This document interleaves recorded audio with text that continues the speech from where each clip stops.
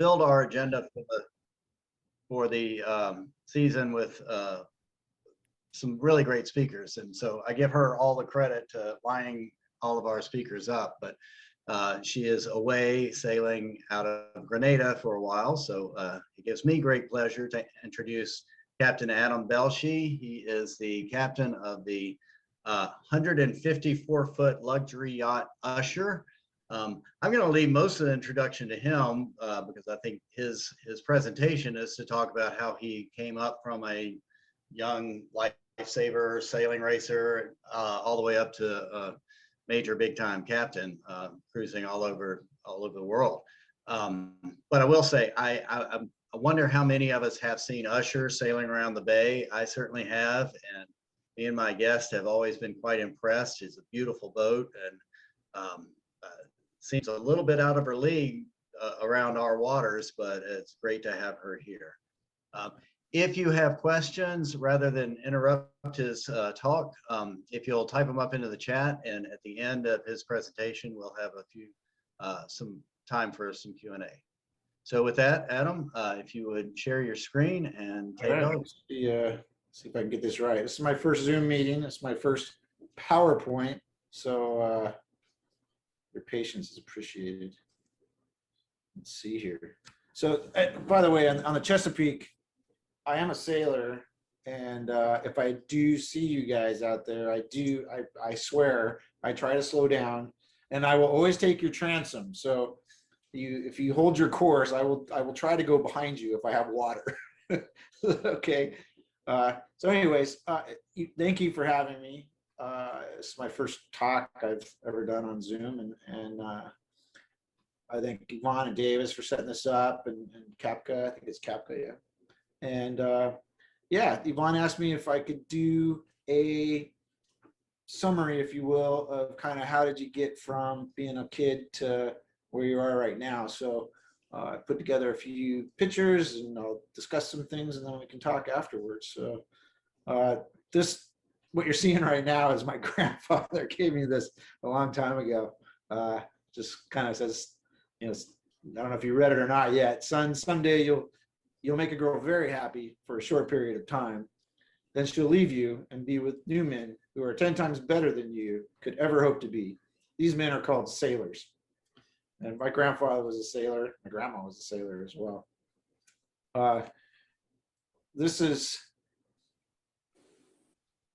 I run my life and I treat everyone as if they're 10 years old. It's just the way I function. It's probably why I get along with billionaires and why I get along with people that are out of jail, or it doesn't matter. You know, everybody's 10, including myself. And I think most of you are probably captains, or I'd imagine, since this is a captain's forum. This was an article written by a 10-year-old. It's pretty cute. I'll just go through it real quick. It's why I want to be a captain. It's like, I want to be a captain when I grow up because it's a funny job and easy to do. Captains don't need much school education. They just have to learn numbers so they can read the instruments.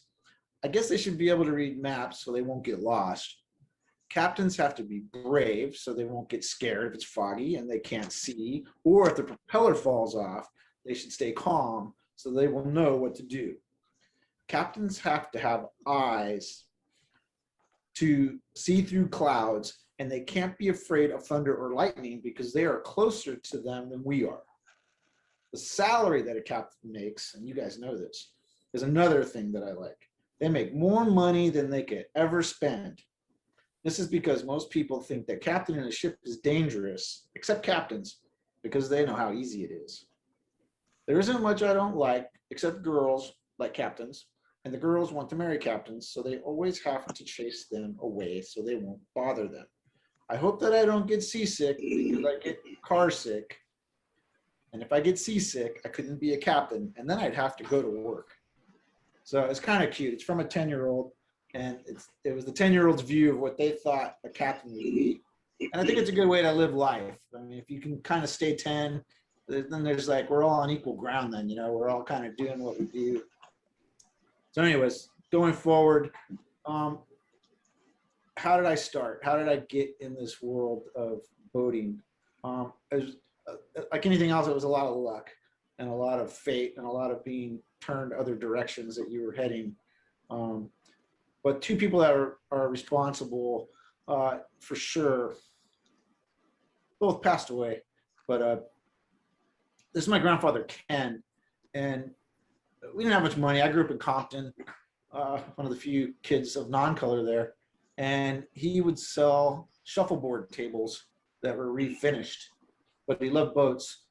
So after he sold a few, he bought a little rowboat and then refinished that, sold it, bought another boat with that, refinished it, sold it, and then he got this one here that he refinished to this state, and eventually opened a boat store called Ken's Enterprise. And that's where I worked from when I was like 5 in the summers, cutting line, or eventually I got, promoted, and I'd take cans of Z-Spar off the shelf and clean the shelves, and I learned how to merchandise and whatever. And then my grandma did all the bookkeeping, and so she always looked after me and made sure that I didn't get cheated too much. And my other grandfather, Omar Wood, he was a diver, and I didn't really get to spend a lot of time with him, but the time we spent, because he traveled a lot, was very instrumental, because he was a diver, he was fearless, he was a surfer, a man's man, this guy.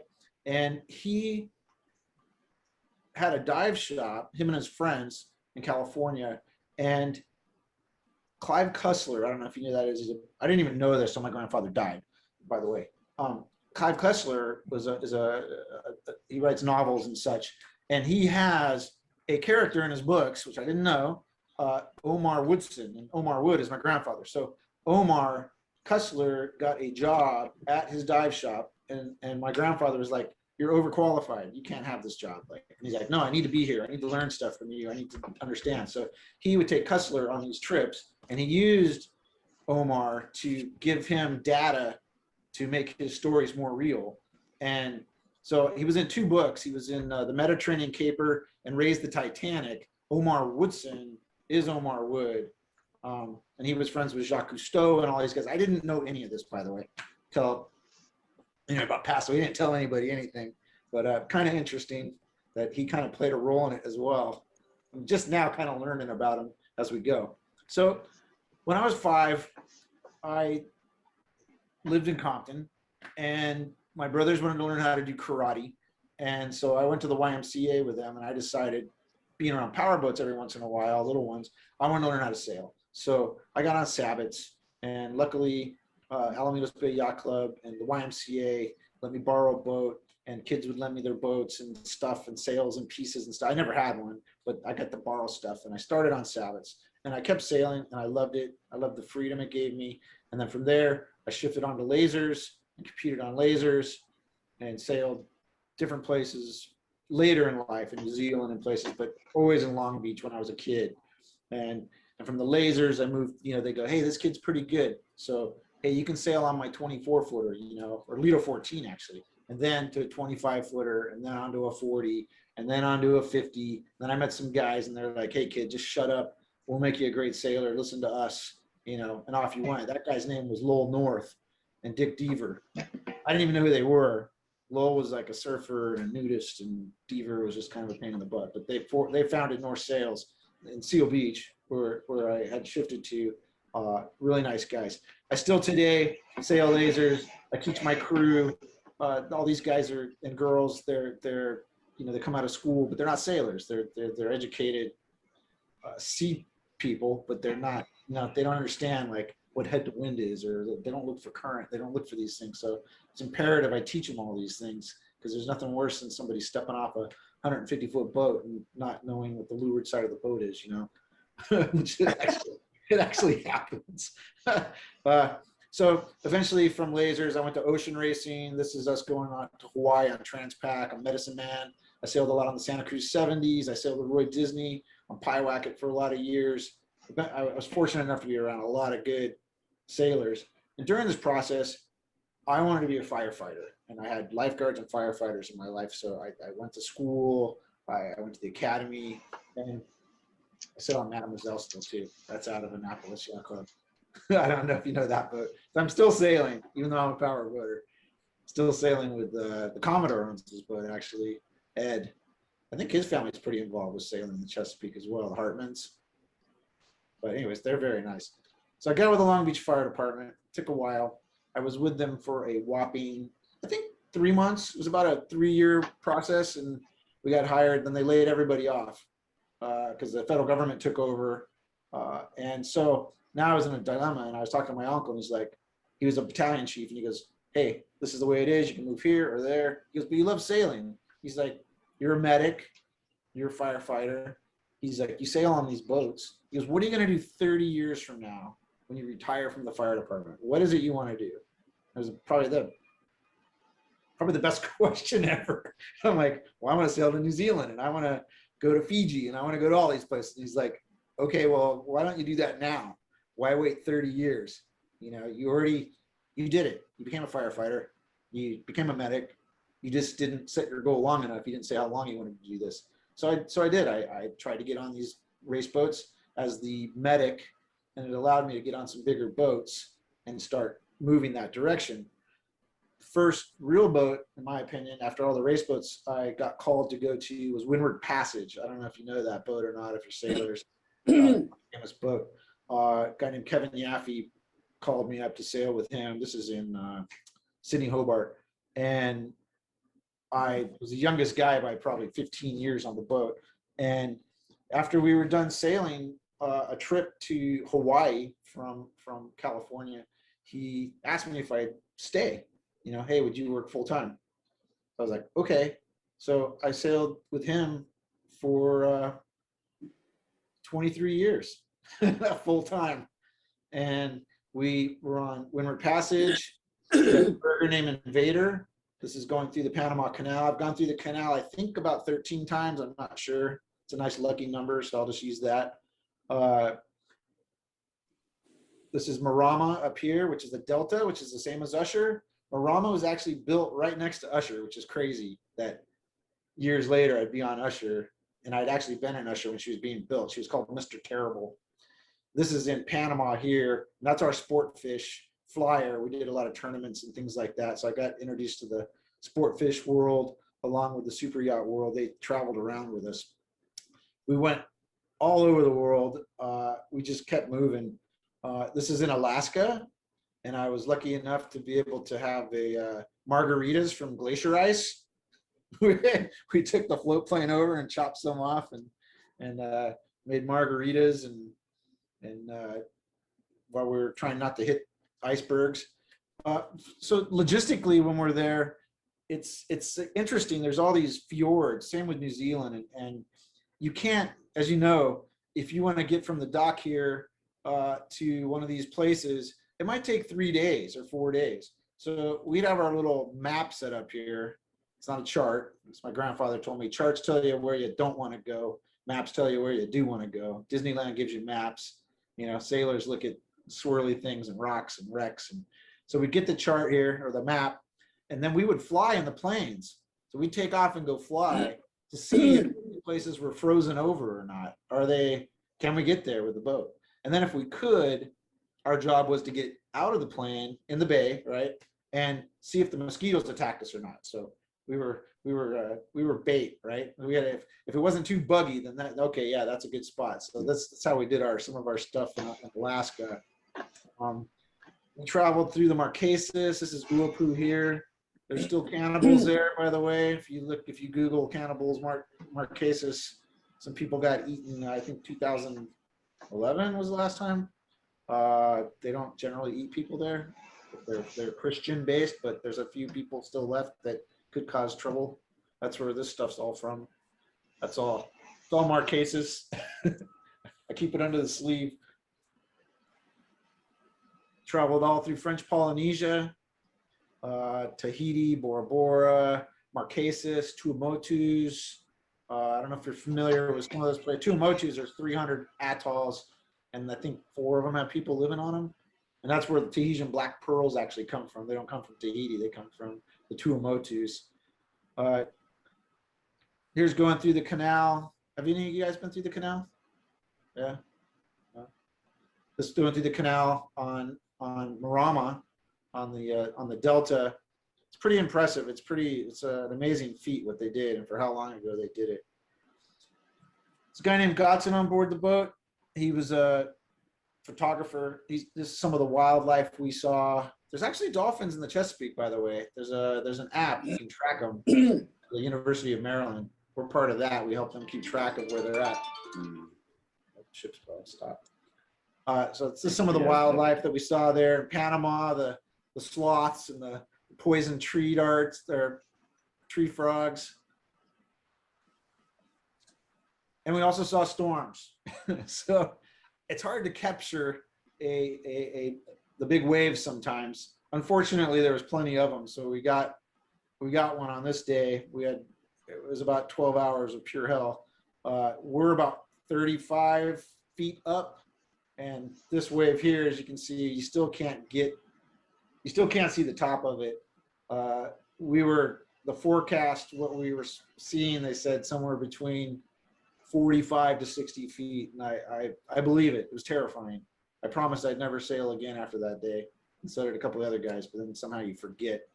My friend sent me this, which is kind of funny. Everybody wants to be captain until it's time to do captain stuff. I'm sure you guys have all been in situations where you've had to make some calculations and redirections. It can be terrifying. But I was also taught by my grandfather, if bad things do happen at the dock or you get yourself in a situation, there's 3 imperative actions you have to find when you find yourself in the situation. And what you got to do is adjust the fenders to hide your boat's name, raise the French flag, and then open a beer. He said that was very important, that this is what you do. I hope nobody's French here. There's a lot of French people down here. But yeah. So we never had fun with some of my crew. This is actually coming back from Canaries to St. Lucia. And we throw these bottles off with letters in them. We actually had some letters found, by the way. We put a log. The 5 of them that were found, the only 5 that were found were ones that were actually told to go find an island. So if you're going to throw one off, tell them to find an island. It seems to work. That's me getting ready to do some serious diving there. This is in Fiji. And then I don't know how many commercial people are on this. We do the same thing on the boat that you do. We still have our Gumby suits that we have to put on. We have our drills and our fire drills. We still wear our radios. We're very safety conscious. But we still have fun. We still have a good time. I worked with this guy Godson for 22 years. This is us coming into Sydney Harbor on Marama. We made our way across the Pacific a couple times. This time we stayed actually in New Zealand. I was in New Zealand for about 10 years. And while we were there, I was lucky enough to work for the Coast Guard. It was kind of Dad's Army, they called it. We were mostly, anytime they were going on night runs where I lived, they were not as good navigating at night, some of the guys. So I was responsible for night navigating, and we did a lot of drills and worked with the helicopters and things. But it was a really cool opportunity to have an opportunity to see how the Coast Guard works. Also had the opportunity to be part of 2 America's Cup campaigns while I was there. I was involved with Alingi, and then with Team New Zealand first, and then Alingi when everybody defected, and which was kind of cool because I was on power boats, but I was allowed to go be a part of this. My employer let me go, and we got 2 cups out of it, and I had children there. So you can't have a family in this job. It's it's a little tricky sometimes, but that's Cutter. He's 21 now, but I got him out, been teaching him how to do boating as much as he'll listen to me. And that's in New Zealand there. He was born there, and my daughter was born there as well. So 2 Kiwis that's them about 1.5 years ago. So it's a little different. So there's Invader. That's back in Florida. So from New Zealand, we came to Florida, and I'd never been to Florida in my life. And I got repositioned in Florida. He knew my family was important to me. He took me off the big boat and put me on Invader, which is a 100-footer. And I would fly out to Marama, which was the 150-footer, 140-footer, and I would do 3 or 4 3-week trips a year. I would join the boat and cross oceans and do these things. And then in Florida, we'd stay at the boathouse in Fort Lauderdale, and then we travel through places like the Bahamas a lot, like you see there. That's Cambridge Key, great spot. Actually, that's Waterwick Wells. Sorry, Waterwick Wells. I can't get in there, but I can get on the outside.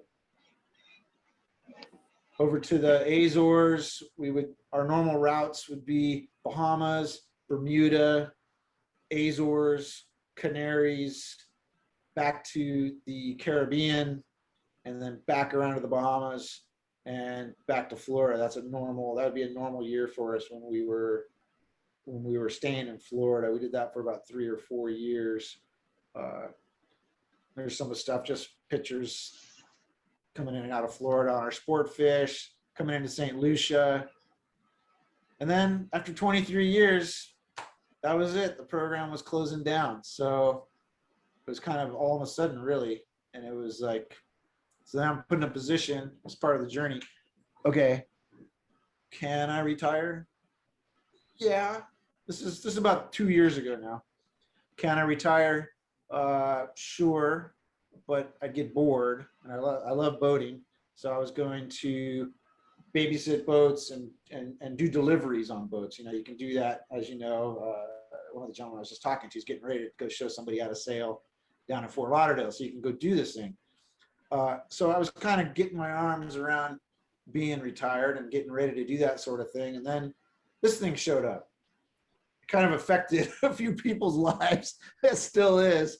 So now I'm in a situation where all the borders are closed, and my great plan of being on these 200-foot boats and relieving my friends and working maybe 3 months out of the year changed dramatically, and trying to, now you're reassessing. But I was still kind of enjoying. A lot of my friends were losing their jobs, so they were around. I'm like, this retirement thing's kind of okay. We play pickleball during the day and go for walks and this and that. And pretty soon, my friends are like, you know, we're gonna have to go back to work. So you might want to consider. There were a few boats looking for me.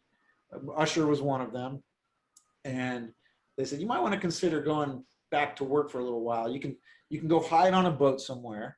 You don't have to be on land. You're isolated. You're doing what you love, and you know, 2 or 3 years from now, come back and we'll travel and hang out together. So I went and saw Usher, and I was like, you know what? This view here is a lot nicer than staring at walls and being trapped in land. So I signed on with Usher, with Mr. Sailor, apropos, and very nice guy and very supportive.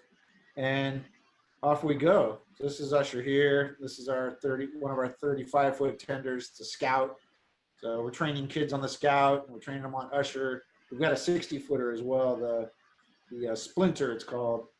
So we have small boats we're operating. We're not just a big boat bouncing around everywhere. And some of the crew live on the Splinter as well.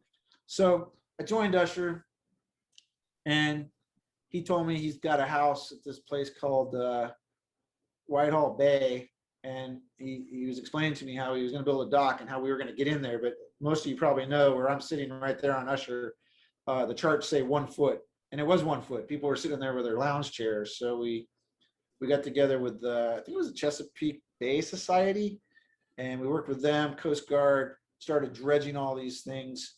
We dredged the channel, and we actually reclaimed everything onto shore, and they're still currently backfilling the entire bay. It's going to be all the way around, and then putting the rocks out to protect the shoreline, because the shoreline's been going away. They've lost acres and acres of land, so there's still a process going on with that. And my employer's helping with that, and it should help save part of the bay there, which is pretty nice, and it looks pretty. Anyways, so he sends me into this zone here.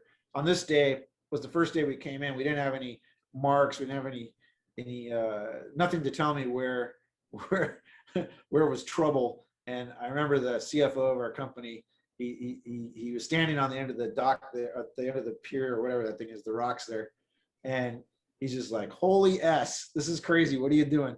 And my first officer is like, okay, 0.8 feet, 0.7 feet. So then I kind of thrust the other way. I'm like, is it getting bigger or smaller? we kind of burned a little trail into this place and got in there. And we managed to get our way back out. We sent a drone up to kind of see what was going on as well. Oh, ship's bell. So now we've got a dock back there, and it's pretty nice. The Cruising Club of the Chesapeake, I think that's what they're called. They've gone back in there and they had their little rendezvous, and lots of cruisers are coming in there now. The dolphins are coming in there. It's really a neat spot. I don't know if any of you have cruised back in there or not yet, but now, whatever years have gone by, the Chesapeake Sailing Society, it's just, anyways, they said here they'd been around for 40 years and now they got a new spot to cruise and it's only 6 miles away. They thought it was pretty neat that and we got markers going in there too. So it's all navigable.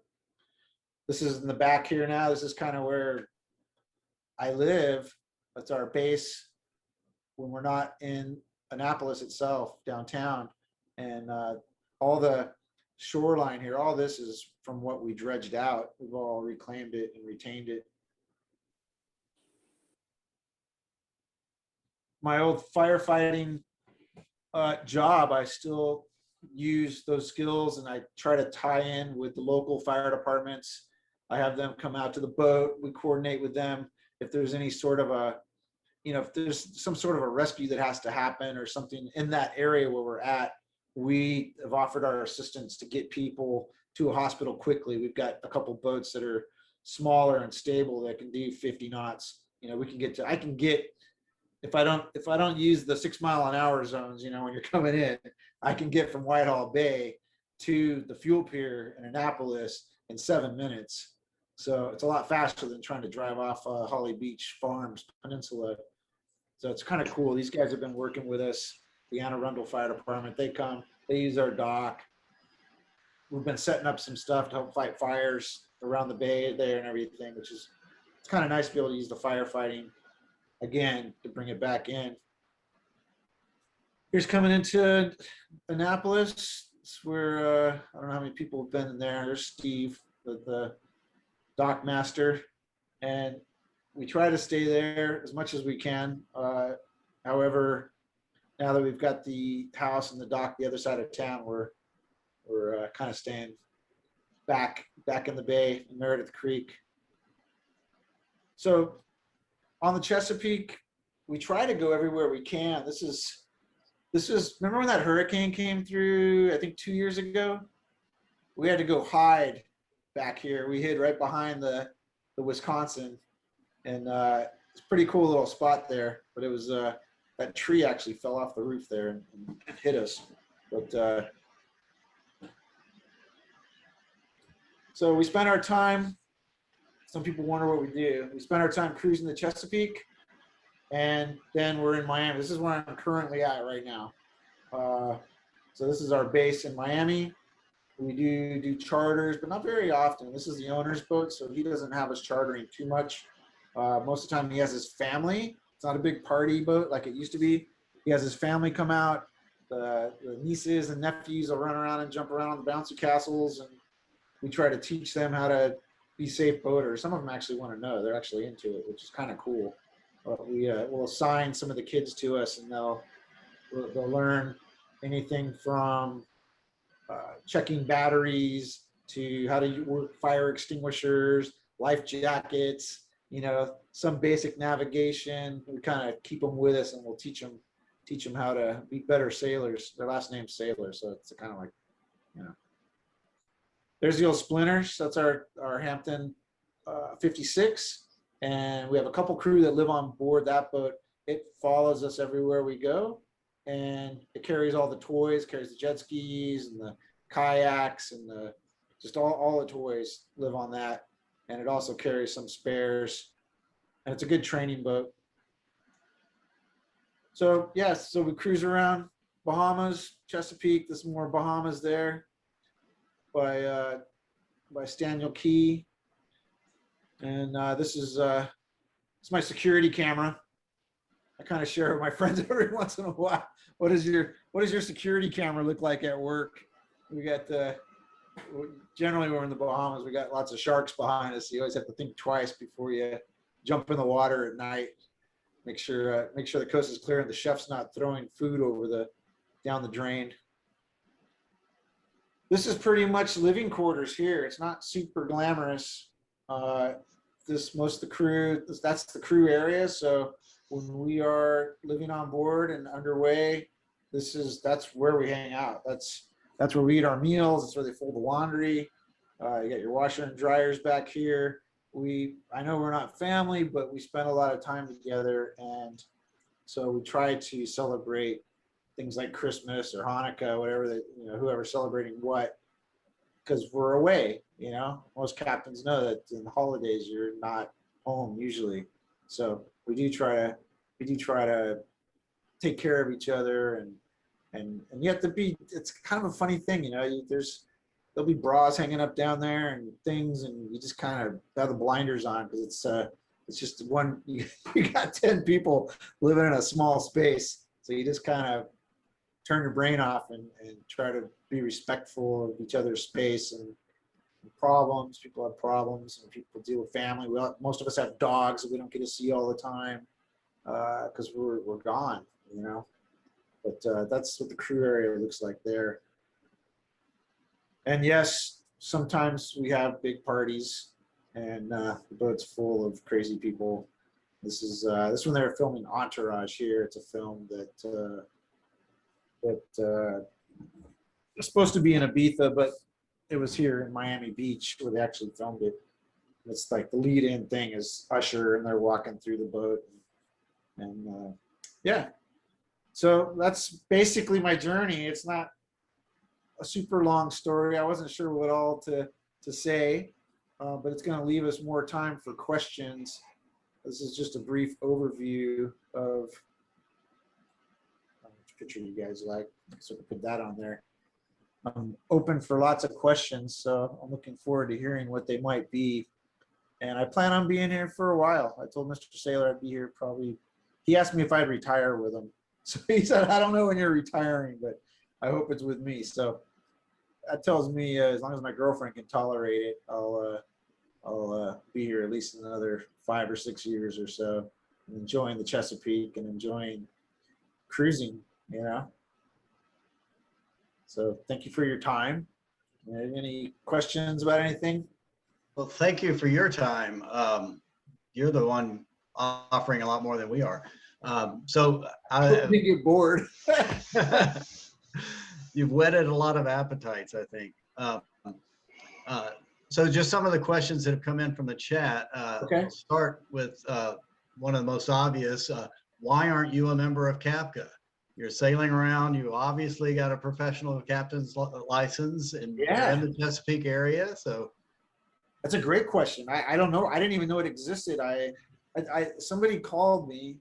It was a guest of somebody. They had come on the boat, and they said, we're in this associate. It's the guy that owns the Whaler place. It was Mike, maybe, or it's the Boston Whaler place in Annapolis. Anyways, he said there's these talks, and it's for this thing called CAPCA. And could you do it? This was a long time ago. I'm like, sure, I'd love to. Just let me know what it is. So, but yeah, I'd love to be a member. I love the Chesapeake, and I like supporting causes, and I like being part of groups that are affiliated with things I love. You have to send me what it entails. We will do that. Another question, and these aren't necessarily in order. I apologize if it's out. But, what is a full crew complement on Usher? And I add to that, what are some opportunities for captains that don't have the tonnage required to run a boat that size? Well, okay, those are good questions. As far as the crew complement, she was running with 12, but we run with 10. We have a first officer who's a captain. We have a bosun who's a captain. We have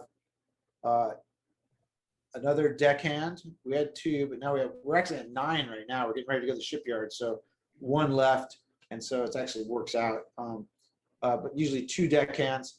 We have a chief stewardess. We have a second stew and a third stew because we do silver service. So there's a lot of, with drinks and food, and there's a lot of, I don't even understand half of it, but we have silver service. So we have 3 interior staff that are constantly cleaning and doing laundry and serving dinners, and then we have a chef, and we have an engineer, and then myself. So that's the 10. In regards to what sort of jobs could someone do that doesn't have a big license? I mean, my crew, none of them have my license, so they can't be, that's not true, but generally they cannot be captain of a boat this size yet, because they got to get a big enough license, but they can be a watch captain, and that counts towards your sea time. Don't ever put that you're captain of something bigger than your license. The Coast Guard will throw away all your sea time. So make sure to say that you're a watch captain, and now it's good. Like, they're happy with that. But don't. I had a few friends that lost a couple years of sea time because they were the captain of a boat that was bigger tonnage than their license, and the Coast Guard made all their stuff go away. So opportunities, watch captain. So you're getting your tonnage, you're getting your time at sea. We do have our crew that want to be captains. My first officer kind of runs the boat, really, because he should be taking over at some point the next year or two, and I'll maybe do a rotation with him. The more junior crew that want to be captains, they will start. We have a Cobra, it's like a 30-footer, and they run that, and they kind of learn how to run that boat. Then they shift onto the Scout, which is a 35-foot boat with 1,100 horsepower. It's got too much stuff on it. It's got microwaves, and it's got plenty of things to break. So you get to learn a whole lot. You learn how to fix bilge pumps and how to fix fuel filters, and then from there you can shift on to the 60-footer. It's a 56, the Hampton. And so like Gino, our bosun, is driving that all the time now. So we don't tow that boat. When we go to the Bahamas or we go somewhere, it's on its own bottom, the 60-footer. So they accrue time doing that.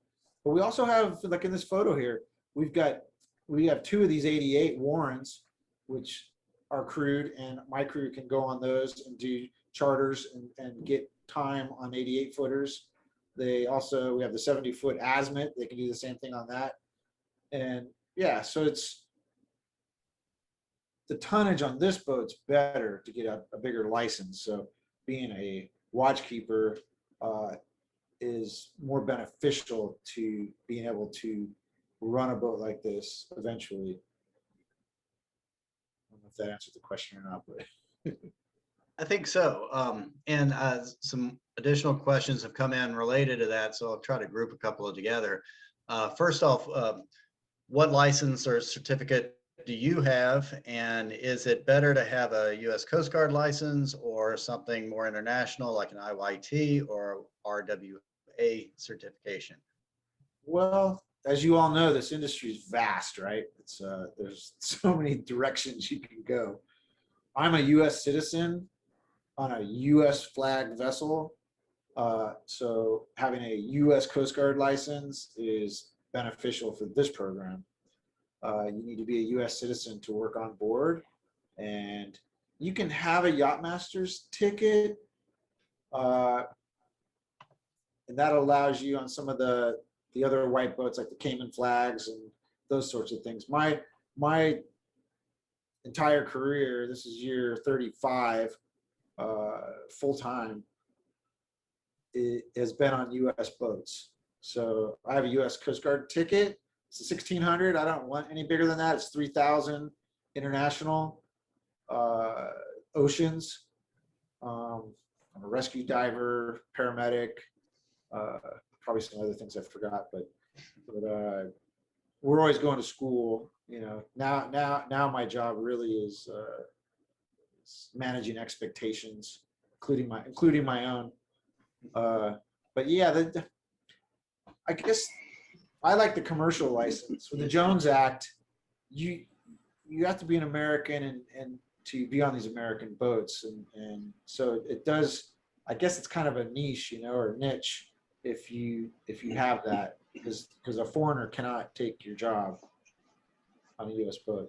But if you want to go Cayman flag and you want to do those sorts of things, the yacht master ticket is easier to get. I feel the courses are tougher. There's more hands-on, but the U.S. ticket's harder to get because you have to have a lot of time at sea to sit the exams and to go to courses.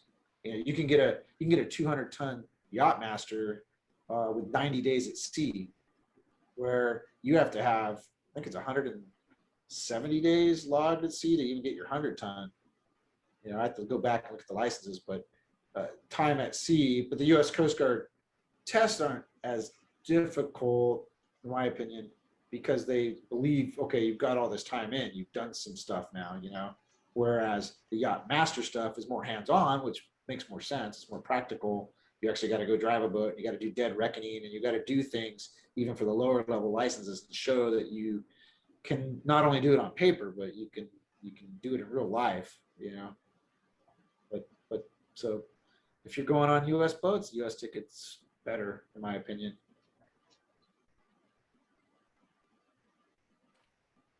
Sorry, you haven't had any problems with the U.S. license in a U.S. boat going into other harbors.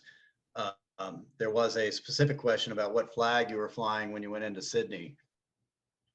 So on Marama, on that boat, it was U.S. flagged, but then on that trip when we left, he changed the flag to Cook Island, and he changed it to Cook Island because it is part of New Zealand, and they were going to be there for 6 or 7 years.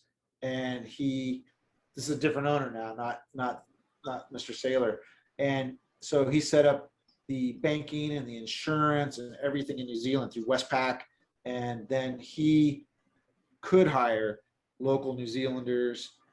Sometimes when you come into these countries, they won't let you stay very long unless you're helping out. So if you're coming in and you're providing jobs and you're bringing money in from the outside and you're bringing work in for people to shipyards and you're doing these sorts of things, they generally like you being there and allow you to be there longer. If you're coming in to be a charter boat, which we were not, this is the first time I've been on a charter boat my entire life. And if you're on a charter boat, it's a whole nother story. Now you're wanting to come in and make money in their area, and, you know. So he flagged that boat. It's a good question, by the way. It's a good catch on seeing the photo.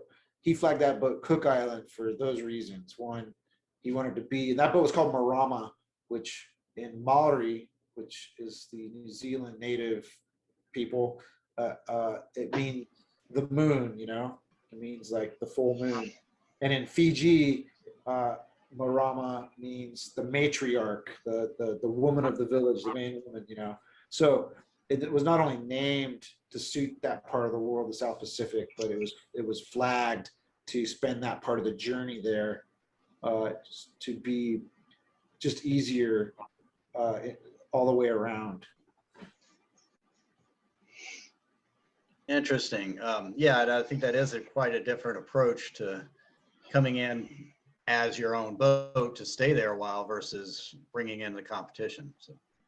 Yeah, I mean, we brought money in, we brought US dollars in, we opened New Zealand bank accounts, we bought docks, we hired locals, the Coast Guard, we had a big jet dock. We had the biggest jet dock in the world at the time. It was a long time, it was like 2000. Because we had a 40-foot rib that set on it, a protector. And when we left, my boss he's donated it to the Coast Guard. He's like, "Oh, tell your buddies in the Coast Guard they can have this." I mean, it was like a couple $100,000. So, you know, we always try to leave a small footprint. You know, we always try to boost the economy wherever we go. We're not there to abuse things. You know, I won't tolerate it as a captain. You know, and I love Chesapeake. I love it there because you get to meet so many people. And my girlfriend is a member of Annapolis Yacht Club, and she is a member of the Sailing Club of the Chesapeake, and she is a member of the little sailing club down the street on the Severn. And to get in Annapolis would take forever. But it sounds like CAPCA, you guys want me, so that's something I can. I put my name in the hat for the Sailing Club of the Chesapeake. So, yeah, that's process is starting. But yeah, that's my home, really. That's my home in the summer, and Florida's my home in the winter. So we're always, I don't know. I try to be a local as much as I can and try to help the area as best I can. You know. We got a couple of questions about kind of sea craft. You mentioned and had pictures of some amazing, huge waves. How, how did you survive it? Skills, maneuvering? I mean, it's not the type of thing you're going to run into. Sometimes you just don't know, right? Sometimes we were, I don't know. It's got to be luck, right? It's got to be obviously skills that you've acquired over time. Because to this day, I do things in my cruise like, I just saw that, like, how'd you do that? And I go, I didn't do it. I like gave up. Like my brain went Google Earth and we just started doing this stuff and then it just happened. Like I can't do that. It just, so that particular day, I remember we were actually, it just kind of, the storm came up and all of a sudden it was like bang on, you know. First there was like these 6-foot rollers, no wind, then like 10 foot, then 12. We're like, oh my God, something's coming from somewhere. And we had like a weather fax then, you know, we didn't have internet and stuff. And so we're like, geez, something's coming, you know. So what do we do? And then pretty soon it bang, here comes the wind. It's 40, 50 knots. I forget how much it got that day. I know it got over 65. The problem was we were going towards shore at this point because we're just going over these things like hell's bells, you know. And we're like, we're gonna have to turn and run at some point. But there was just no place to do it. So we're going through our stability books and we're going through everything, you know. We're just kind of freaking out, and we just made a decision. We started, a couple of us were surfers, so we started timing the sets, you know. We set our watch to it. Yeah, I guess that's why they call them sets. And we found a pattern, we found a time frame. We made a decision that we were going to go over at this one at whatever time, and one guy was on the throttle and one guy was steering, and we just went for it, you know. We came up over the top, we started coming down, we gunned it, we kind of turned, down we went, and then we started running and everything was great. But it could have been a disaster, you know. We've been caught out, I'm trying to think. I was on the Monte, our other delta. Again, we're in the middle of the South Pacific Ocean. Same sort of thing. Waves started getting bigger. There's nothing coming on the weather facts. Next thing you know, as soon as the lights go out, you know, now you got 20, 30-foot seas and the wind picks up, and same sort of thing. We just kind of took nice little 5 to 8 degree angles down the backs, and every time we heard our propeller spinning out, we were praying that it would catch water, you know. We're like, come on, baby, come on. So a little bit of luck, a little bit of, the boat always makes it, right? It's the crew that has problems. Okay, I'll come. I wish I had a more scientific thing to tell you, but. So it does sound like there is a bit of prayer and pucker involved. Oh yeah. Oh, it's terrifying. Yeah. Kind of shift into, besides boat handling, you're also handling a crew. What's the hardest part about managing a crew that size with such a varied skill set and I'm sure backgrounds and Yeah, well, I prefer to get crew that are from my cruise friends list, you know. Seems like crew agencies are kind of a disaster. Unfortunately, we're very limited. I can draw from about 1% of the available people because we can only have US citizens, and we sit behind a house, you know, a quarter of the time, which most people don't want to do. They want to get sea time. So personality wise, on my old boat, we actually hired a bunch of kids from this one town in the northeast of Australia. Their mannerisms they were so polite and so nice and hard workers, and we just kept hiring them on that boat. I prefer, we got a kid, Sean, right now. He's from Delaware. It's like, the guy's amazing. My third deckhand, he's got a good work ethic. When he's done with work, he's off the back of the boat fishing. He's not out partying. I'm like, man, do you have friends? So we try to find people's friends if it's possible. We have to use agencies sometime. I would hire generally based on, everybody's qualified, by the way. When by the time we get to me, you already have your license, you already have your whatever you have to have, your STCW to get on the boat. So now I start to look at hobbies. What sort of hobbies does this person have? Okay, my guys like photography and they like fishing. Does this person have those sorts of things? So when we are at anchor somewhere or we are stuck somewhere, they have the same thing in common, where they can go and do things together, versus polar opposites like they do for the TV shows. They try to find people as opposite as possible. So there's drama. You have to listen. You can't allow bullying. You keep an open door. You always check on people, make sure they're okay. And you try to be kind, and you try to be respectful if they miss home or but no bullying. I mean, we just, this boat's actually really good about that. Just doesn't happen. We don't tolerate it at all. Zero tolerance for that, because it needs to be a healthy place. And I have to protect them from the house too. And I have to protect them from guests, and I have to protect, so I get the brunt of just about everything. Fortunately, like I said prior, I treat everybody like they're 10. So including myself. So we're on even ground. I don't care if you're a movie star or a billionaire or a 10-year-old. A 10-year-old might have an advantage over me, but yeah. And then you try to retain them. You try to fight the office for better pay, because maybe we're not traveling as much, and they want to get sea time. My crew they have all their schools paid for. So any education, he's paid for. Right? We have a guy going off to school for 3 weeks, and he's paid that 3 weeks while he's off. It doesn't count as time off, and he's getting his school paid for. I mean, it's pretty nice. They get a 13-month bonus. So every 6 months they get 2 weeks pay extra. So it ends up being a month's worth of bonus salary. They also get 4 weeks off a year paid. And then, for days off, we try to get them 2 days off a week. Sometimes it doesn't happen. Sometimes you're busy, or you got something going on, or you're on charter.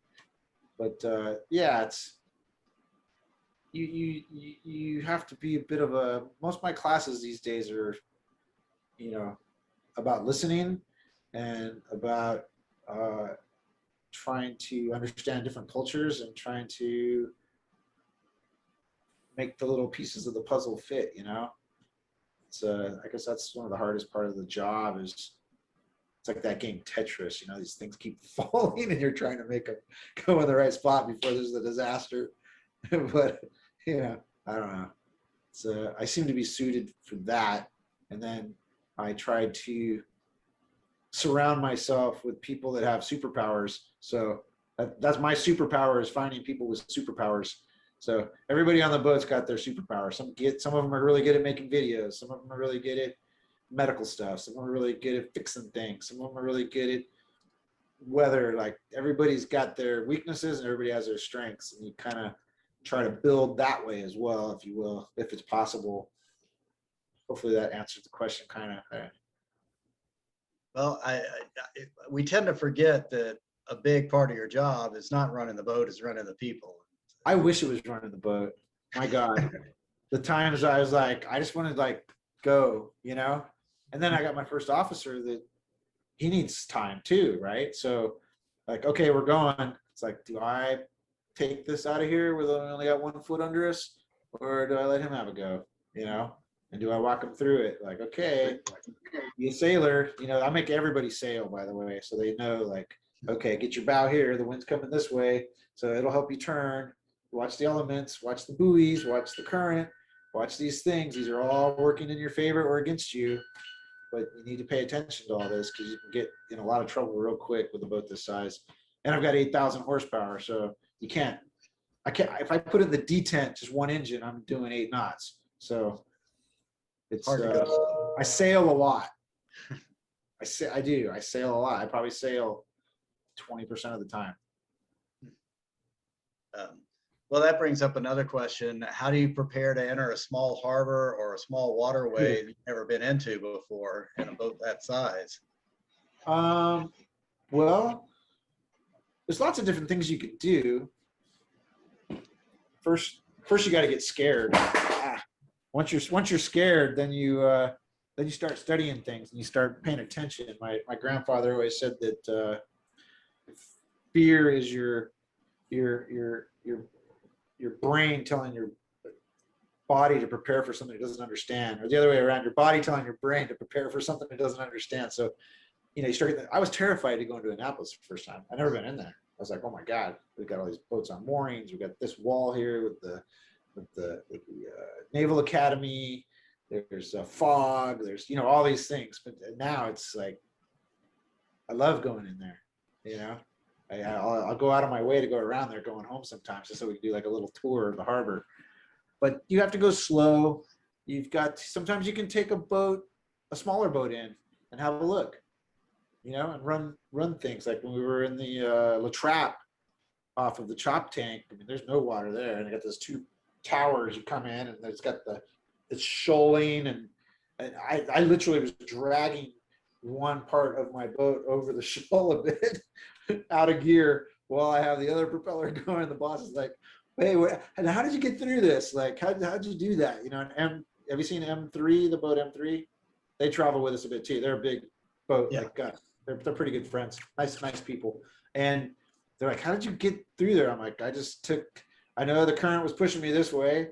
So I got as tight as I could to where the shawl was, took that out of gear, let the wind push me down, kind of drug this bit over with nothing going, right? And I put the other one in gear temporarily and then just gave it a little bump and then make my way through. You know, you kind of, I don't know, you got to turn your brain off, really. But if you go in there with a smaller boat first, do your little zigzags, trust your charts, kind of make a track with a smaller boat, apply that track to the big boat when you get on it, and then go slow, you know, feel around with your bow, and if that gets in the mud, then you can still get out. Your wheels are still in a good spot.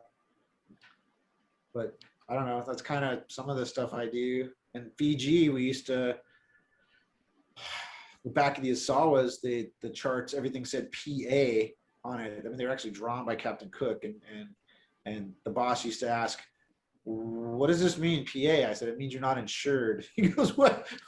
He goes, no. Well, why is that? I go, it's position approximate. So we would get a chart and then we'd grid it in 1 mile grids and we'd fly in a helicopter and then we'd look to see slowly if there was any, is it a maze back there? Is it straightforward? What is it? You know, like we try to keep track of what we saw. We'd mark it on the chart. Like, yeah, that's okay. And then we go carefully, you know, and then when we leave, we go on our track lines. And it's really important to zoom right in. Make your boat bigger than the track line. Because if you don't, you could be 6 feet over or 8 feet over. And that's happened too, where people have left stabilizers or whatever. Just zoom right in. Make your boat take up the whole screen and stay on that line back out if it's not charted well and you made your way in, you know. Well, as a professional association, I think this question is very relevant. How would one break into this part of the yachting industry at an advanced age if we misspent our youth doing other things, being a naval officer, a commercial mariner? Is it too late to kind of get in? I don't think it's ever too late. You can put 10 ushers side by side, and it's going to be 10 different programs. Some of them are going to want to dive the best dive spots in the world. Some are going to want to sit and read books. Some are going to want to have parties. Some are going to want to just do the Chesapeake. Some are going to want to do the Polynesia. They're all different. So I guess the fast track would be to go to an agency like Elite Crew or somewhere like that, give them your resume, and now they're sending you out to these boats that are asking for help. That would be that's what people do. That's how they get put in front of these boats generally. A couple other questions, and I don't want to run too late, but specifically into your home port in Whitehall Bay in the Meredith Creek. It says 1 foot dredge. Is that not accurate? What is the actual depth? It's not accurate. So I've got little, I call them matchsticks. I went to Home Depot. We showed up there and then nothing was marked, right? Because apparently it was my job. Show up with a big boat. That's how it gets done. So we went to Home Depot, and I shouldn't be saying this. Coast Guard knows we did it though. There's actually buoys going in. We've already done all the GPS coordinates. The Coast Guard's already come and checked it all out. We have the buoys sitting at the farm right now, and they're going in, and it's all legit. And it's going to be charted properly. But temporarily, we put I got 2 10-foot PVC pipes and glued them together, and then banged them in 8 feet of water. Put green duct tape on one with a reflector and red on the other. And there's a channel. You follow that right in, and you're good as gold. That channel is dredged to 12 feet, and keep red on the right. I didn't do it foreigner. I did it U.S. And once you're in the bay, even the point, the sand spit that's there, there's 10 feet of water right up to there. And the whole bay back there is 9-10 feet. It's amazing. We didn't do any of that. That's just natural.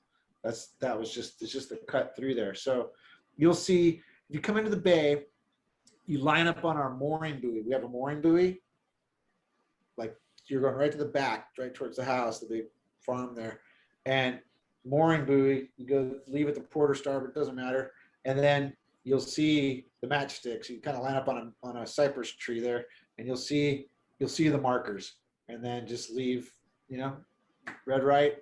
If you hit the marker, which I've done, there's 8 feet of water where the marker is, so you're okay. And then once you get in there, yeah, so it's all, the Sailing Club of the Chesapeake was back there. I think they had like 25 boats back there rafted up. They were doing a treasure hunt. That's how I met them. We were one of the or poker run, whatever you want to call it. We were one of the things. It was these boats kept coming by, so I was waving to them and saying hi, and like, oh, one of our clues is they lead you to they take you to your seat at the theater. So that was Usher, that was so they invited my girlfriend and I to come join them. So we jumped in the Scout eventually and went over there and rafted up and traded data on different spots, So yeah, just follow the markers. They're good. I put them in myself. It was painful. Sort of a selfish question from all of us, I think, that is there any chance we could get a tour of Usher? Many of us captain boats out of Annapolis or nearby, and we see you around all over the place. And yeah, I can ask the owner. It is a charter boat, so it's not out of the question. We can't have people on board when we're in service with him, obviously. However, there are times when we're at Annapolis in the yacht basin, or he's out of town, and he is proud of his boat. So I could definitely ask him, and I'm not afraid to ask those questions, and then see if we can organize something. We have the firefighters on, so Well, I think we're going to cut it there. Send me a email and remind me, and then I can ask him. It's pretty simple. He's pretty nice. And then we'd set it up where it was on a day where it's not raining and when we're not in service with him. Yeah. I would love it. I'm sure a lot of other people would join us. We'd have to fight our way off. Yeah.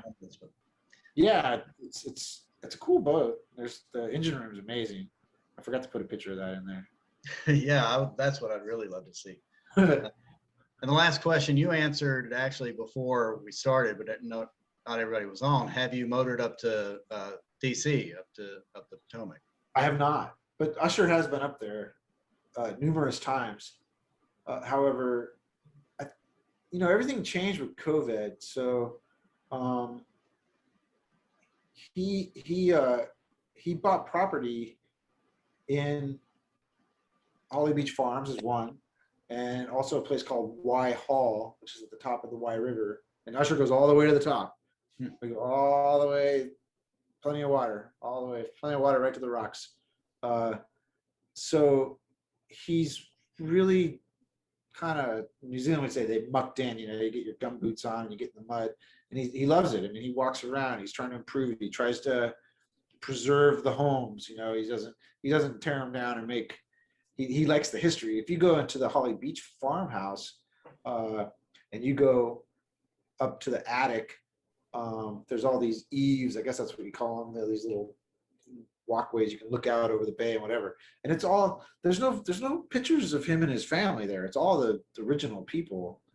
He's reframed stuff. He's put all their stuff up like the way it was. You can see the trees, how small they were then and how they've grown. And we've got a cemetery on site with the original owner and his family are buried there. We're currently cleaning that up and putting in we were going to put new sleepers in there, railroads, but now we're going to put these stone ones in that are nicer and a little angel over the graveyard. And yeah, it's pretty cool, I think.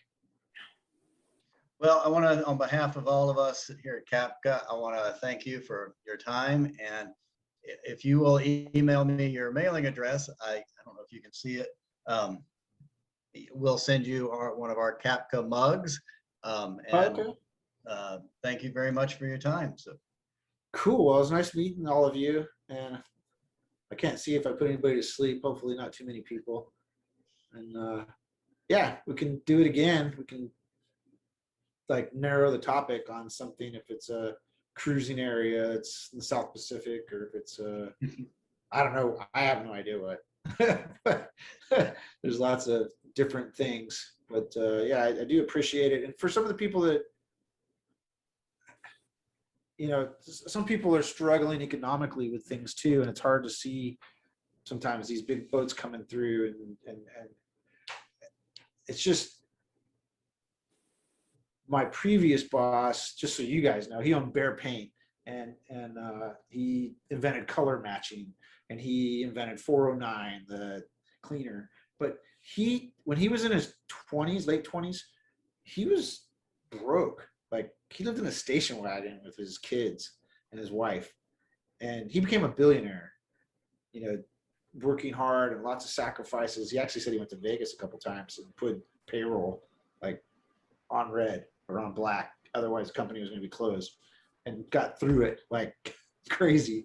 And Sailor that I worked for, same thing. I mean, he when he was in his 20s, 30s, he had a tiny place. He was working for some big company, and he ate off his milk crates and self-made. And everybody makes mistakes along the way and comes back, but it's not a bunch of rich families that are doing all this stuff. The people should know that anybody can get there. I'm a kid that grew up from Compton, with no money at all. The fact that I'm even sailing on yachts is insane, because if I look at my friends from my neighborhood, it's not a very good story, So anyone from any means can do this. They can be an owner, or they can be a captain, they can be a chef, they can be whatever. It is doable if it's what you truly love. So just keep the faith, I guess. Well, thank you so much. We appreciate your presentation. I think everybody really enjoyed it. And I hope those who are on the call tonight will join us next month for another excellent speaker. Thank you very much, and we would love to have you become a CAPCA member, and we'll look forward to maybe getting a tour of Usher. All So right, thank cool. you so very, very much. All right, thank you guys. Davis, And you got I'll- my email, so just send me the. Also, let me Oh. comment that the whole thing has been recorded. Yeah, I So, saw that. and it will be on our YouTube channel. We'll let you know when it goes up. Oh boy. Okay. All right. Well, have fun, guys. Have a good night. Stay warm, and we'll see you. We'll see you in a few months. Probably in May. Okay, thank you very much. Safe Okay. You guys have a good night. Okay, we're going to stop the sharing there. Yes, sir. And Vicky, are we done? We're Anything good. else? We're good? We're good, and we'll look forward to seeing everybody next month. Okay. Good night, everybody.